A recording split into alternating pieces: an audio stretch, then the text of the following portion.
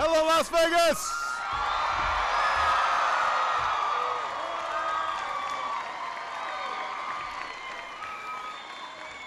Well, how's it going, Rebels?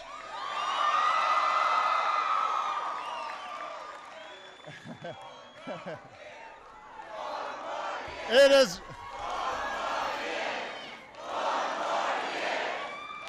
Thank you. Thank you so much. If you've got a chair, go ahead and sit down. You can make yourself comfortable. If you don't, you're out of luck. Just stay there.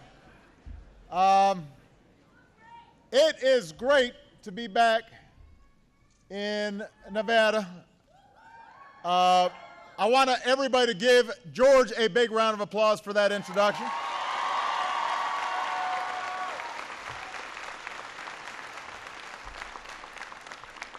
I want to thank all the students for coming out here on a nice summer afternoon.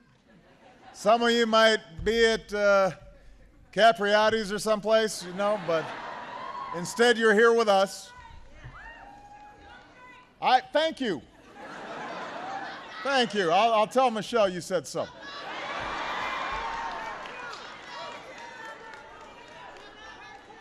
And I love you back. Thank you.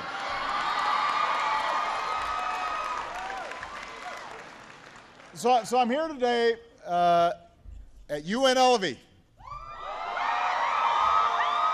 home of the Running Rebels, to talk about what a lot of you folks are thinking about every day. Now keep in mind we're in Vegas, so in Vegas you can bet on just about anything. But what the students here have bet on is themselves. They've bet on themselves. By earning your degree, you've decided to make the best possible investment in your future and in the future of America. And I'm proud of all of you for making that investment, because it's never been more important. In today's economy, the single best predictor of success, by far, is a good education.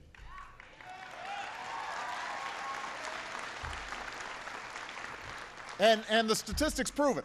The unemployment rate for Americans with a college degree or more is about half the national average. Their incomes are twice as high as those with only a high school diploma. A higher education is the clearest path to the middle class. And rebuilding the middle class is what we've been all about.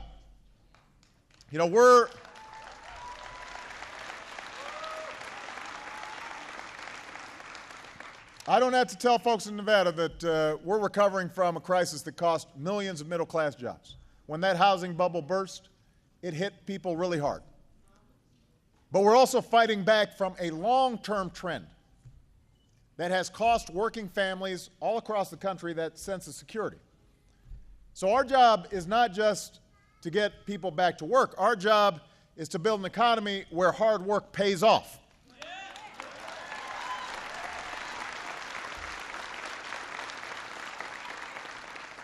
So I want more people to be able to make the investment you're making. I want to make it easier for more students like you to earn a degree without shouldering a mountain of debt. Because even though a college education is still a great investment, the burden of debt is serious, and it's hard on folks just as they're starting off in life. I don't want to be a country where a shrinking number of people are doing really, really well, and then a growing number are barely able to get by. I want everybody in America to get a fair shot. I want everybody to do their fair share. I want everyone to play by the same rules. That's the America I know. That's the America I believe in. That's the America we're trying to build for you, for my children, for future generations. Now, you're welcome. Now look, the fact is, again, I don't have to tell folks in Nevada, we're still going through this process of recovery from that crisis. And we've taken some tough steps together. And the good news is our economy is growing again. But we need it to grow faster. Businesses have created almost 4.3 million new jobs over the last 27 months.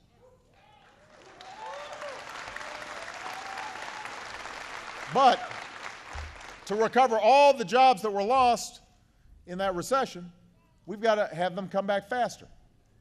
The truth is the recovery's seen stronger job growth than what happened during the last recession a decade ago, but the problem is the hole we have to fill is a lot deeper. The global aftershocks are much greater.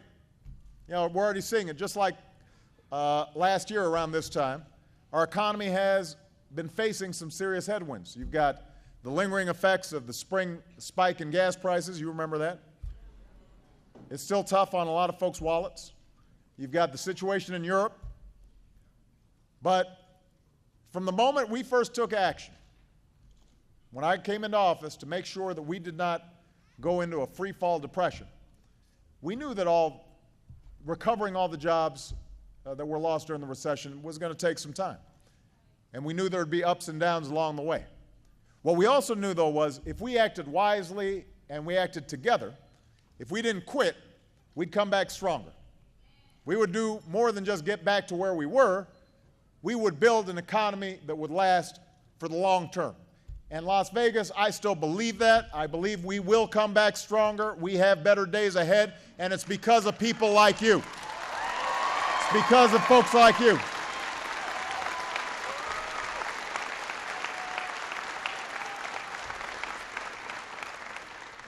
I'm inspired when I hear folks like George putting in long hours, working and taking summer classes. Some of older students who are retaining, there you go. I don't know, you don't look that old to me, but. You know, but folks deciding to go back to school, retrain yourself for a new job, the jobs of the future. So you're working hard, you're playing by the rules. You deserve to have leaders who are going to do the same. Leaders who will take action. Leaders who will do whatever it requires to fight for the middle class and grow the economy faster. We may not fully control everything that happens in other parts of the world, but there are plenty of things we can do right here in the United States to strengthen the economy further. There are plenty of steps we can take right now to help create jobs and grow this economy faster. So let me just give you some examples. Last September, I sent to Congress a jobs bill full of the kinds of ideas that historically Republicans and Democrats have supported. If they had taken all the steps I was pushing for back in September, we could have put even more Americans back to work. We could have sliced through these headwinds more easily. Now, since then, in fairness, Congress has passed a few parts of that jobs bill. They passed a payroll tax cut that's put more money in every working person's paycheck right now. That's good news. We thank them for it. But they haven't acted fast enough on the other ideas that economists, independent economists, not me, but folks who study this stuff for a living, say could have put over 1 million more people to work. Now, there's no excuse for that. When so many people are still out there pounding the pavement, sending out resumes, so many families are doing whatever it takes to pay the bills, Congress can't just sit on their hands. So my message to Congress is, let's get to work. Let's get to work.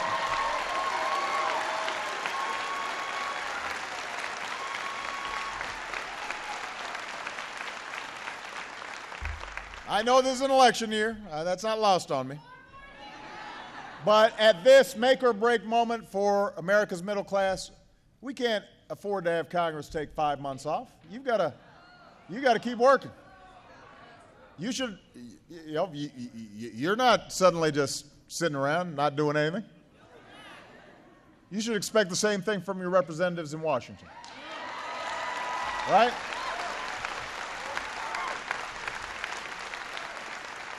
So there are a bunch of things that Congress can do right now. Let me take a few off. At a time when our businesses have created more than 4 million new jobs, unfortunately, state and local governments have lost 450,000 jobs. That's been one of the biggest problems in our economy, is all the layoffs happening at the state and local level. Cops, teachers, firefighters, all being laid off. Now, those folks provide vital services. They protect us. They're teaching our kids. Congress should pass a bill. Congress should pass a bill, like I've asked them to do, to help states like Nevada put Americans, those Americans who are doing outstanding service on behalf of our communities, put those folks back on the job right now. That's something we can do.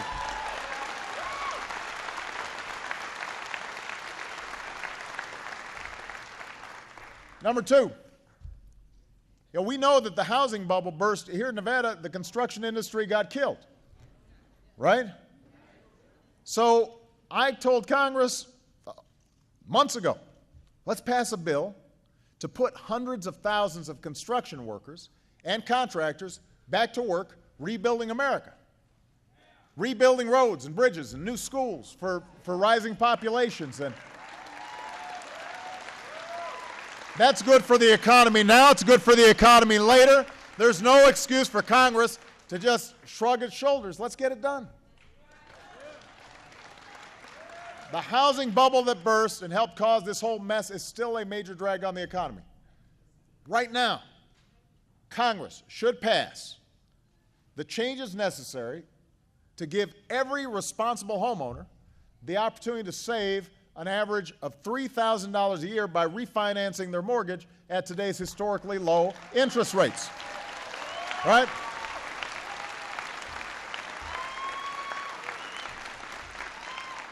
I mean, think about it. If you're a homeowner, and you live here in this state, your house very well may be underwater. And so it's hard for you to refinance. We did, through an executive order, a plan that allows those of you whose mortgages are guaranteed by FHA to refinance. But we've got to have Congress to take additional steps to reach everybody, to reach even more homeowners.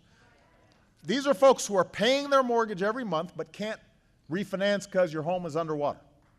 And let me tell you, I was up in Reno last month, met a family. They had refinanced through the program that we set up, and they're getting an extra $250,000 a month. And that makes a difference. How many people here could use an extra $250 a month? And that's good for everybody. That's good for everybody's economy, right? Because if you've got that extra money in your pocket, that might help rebuild some equity in your home, or you might go spend it on textbooks or a new computer, and the entire economy gets stronger. So let's give every responsible family that chance. All right, here's another thing. Instead of just talking about job creators, Congress should put their money where their mouth is. Give small business owners a tax break for hiring more workers and for paying higher wages.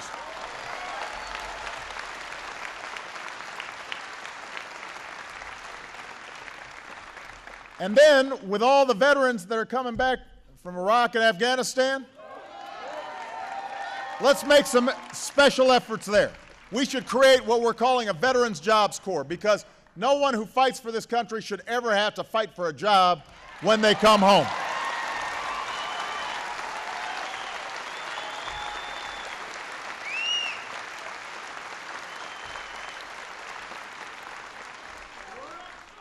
Right now, Congress needs to extend the tax credits for clean energy manufacturers. Those tax credits are set to expire at the end of the year. Nearly 40,000 good jobs are at stake, making solar panels and wind turbines and lowering our dependence on foreign oil. So instead of giving tax breaks, billions of tax breaks, to oil companies that are making a whole lot of money and don't need help, let's double down on a clean energy industry that's rarely been more promising. And you're seeing it right here in Nevada. There's a lot of sunshine out here. We can turn that into electricity and put people back to work in the process. Let's make that happen.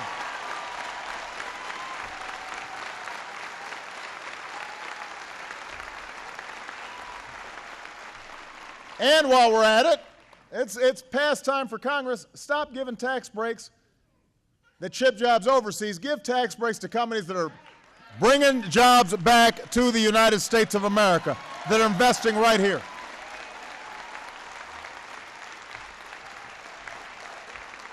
All right. So these are all things we're pushing Congress to do before they go on vacation. But the number one thing Congress should do for you, UNLV, right now, is to stop interest rates on student loans from doubling at the end of the month.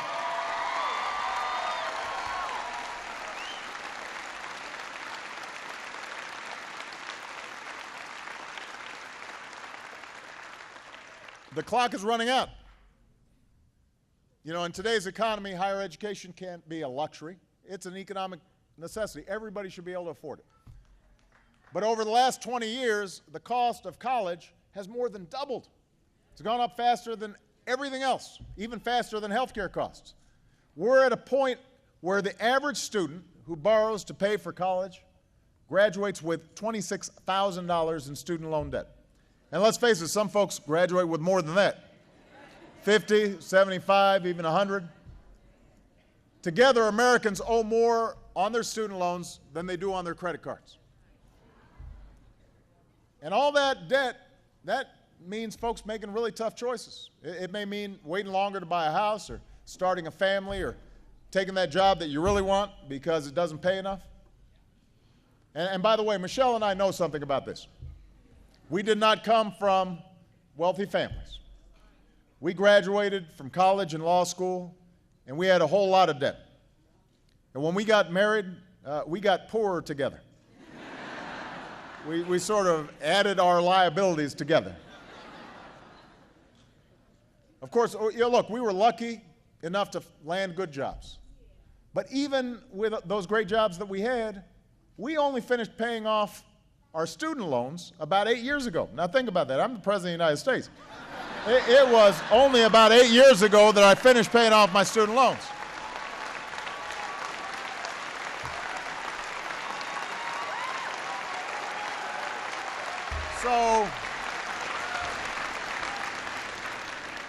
So I know what a lot of you are going through. I've been there. I have done that. You know, when the girls were first born, and we were starting to save up for their college education, we were still paying for our own college educations. And we can do better than that. I don't want that future for young people. So that's why my administration has already taken a bunch of steps. We fixed a broken student loan system that was given tens of billions of dollars to big banks and said, let's give that money directly to students, use that money to afford college.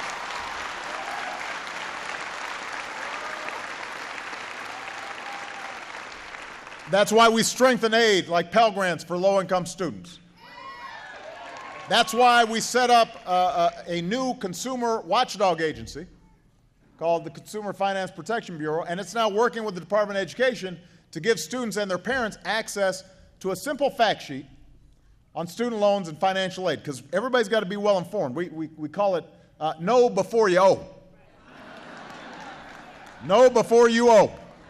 Don't be surprised, you know, 2 weeks from graduation, you look up and whap, you just got hit upside the head. Know before you owe.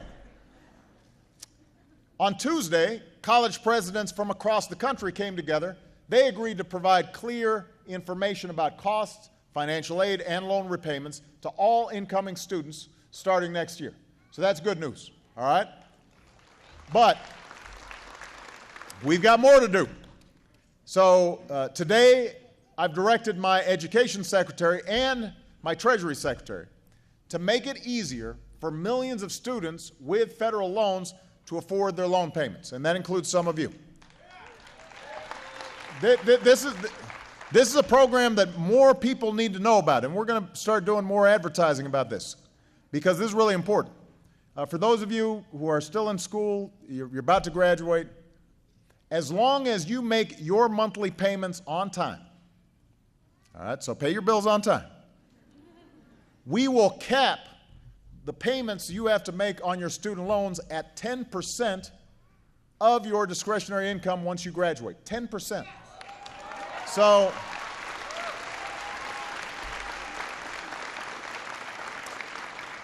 And this is a big deal, because no matter what career you choose, if you decide you're going to be a teacher, you're going to be a social worker, you're going to go into public service or the nonprofit sector, you'll still be able to stay current on your loans.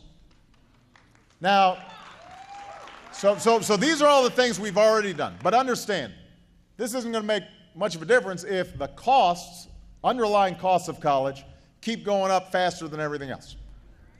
So everybody's got to do their part. Colleges and universities, they need to do their part. I've told Congress, let's steer federal aid to schools that are doing a good job keeping tuition affordable and provide good value and serve their students well. If you're getting federal student loans, colleges and universities, you shouldn't just be loading up a whole bunch of debt on your students. You've got to figure out how are you working to make sure that they can afford their education. States have a role to play. I see some of my buddies from the state legislature here. Right now, the amount of money that state and local governments invest in their college students is at a 25-year low. Spending a lot of money on prisons, spending a lot of money on other stuff, but we're not spending enough to make sure that tuition stays affordable. That's one of the reasons that tuition's gone up so fast.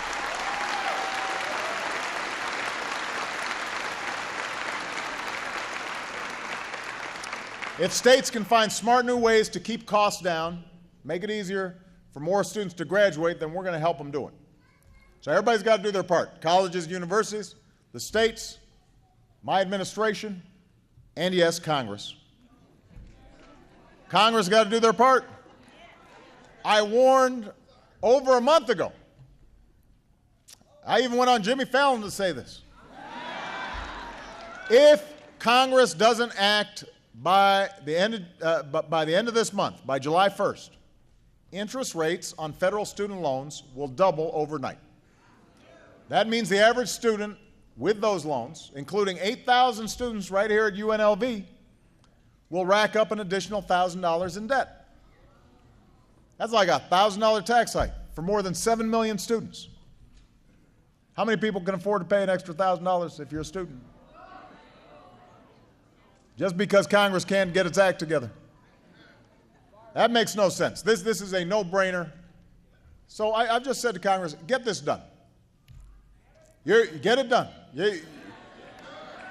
Get it done. This is not complicated. Last month, Democrats in the Senate put forward a plan that would have kept these low rates in place, wouldn't have added a dime to the deficit. The Senate Republicans got together, they blocked it. They said no. House Republicans voted to keep your rates down only if we agreed to cut things like preventive health care for women. So that's not a smart thing to do. There are folks on the other side who are coming up with all sorts of reasons why we should just go ahead and let these rates double. One of them compared these student loans to stage 3 cancer of socialism. I don't know what that means exactly. The idea that my grandfather went to school on the GI Bill. There's a long tradition of us helping people get a good education because we know that it makes everybody richer. It makes our entire country more competitive and stronger. You know, some of these folks in Congress, they were saying, we're just talking about student loans to distract from the economy. I guess they don't get this is the economy. Helping you get the skills that businesses are looking for, that's one of the best things we can do for the economy. Making college affordable, that's one of the best things we can do for the economy. Putting opportunity within the reach of everybody, no matter what you look like or where you come from, that's what America's about. But these guys say that students like you should pay more so we can bring down the deficit, they say. Now, keep in mind, they ran up this deficit for over a decade. Now they want to cut loans to students while giving tax breaks to oil companies and folks like me who don't need tax breaks. They voted to let millionaires and billionaires keep paying lower taxes than middle-class workers. They voted to give an average tax cut of at least $150,000 to every millionaire in America, but they want you to pay an extra $1,000 a year for college. Doesn't make any sense. It's wrong. It's wrong. Look, here in America, we admire success. That's why a lot of you are going to school. We work and study for it. And if folks aren't willing to help themselves, we can't help them. But America is about more than just protecting folks who have already done well. It's about giving everybody a chance to do well. It's about hard work and responsibility being rewarded. It's about everybody having the chance to get ahead and then reach back and help somebody behind you so that everybody has a chance. That's what makes us strong. That's what makes us strong. So if you agree with me, I need your help. Some of these folks in Congress are a little stubborn. So I need your help. You've got to tell Congress, don't double my rate. Call them up, email them, post on their Facebook wall, tweet them. You know, we've got a hashtag, don't double my rate. Don't double my rate.